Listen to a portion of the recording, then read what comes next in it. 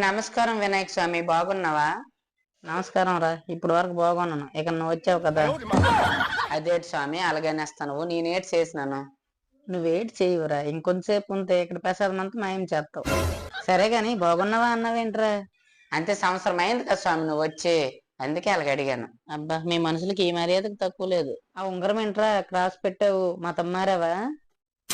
ఓ ఇదే స్వామి. అవును స్వామి, రీసెంట్ గా మారాను. మరేంట్రా, జీవితంలో మార్పులు ఏమైనా వచ్చాయా? అంటే మన గుణాలు మారింది, ఎన్ని మతాల్లో మారినా వేస్ట్ అని తర్వాత తెలిసింది స్వామి. ఇప్పుడు అర్థమైంది అనమాట నీకు, మంచిది. నా కోసం ఏం తెచ్చావురా మరి?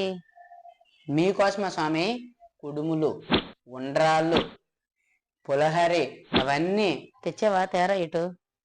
లేదు స్వామి, ఇంటి దగ్గర తయారు చేస్తాను, సాయంత్రం తెచ్చి పెడతానే.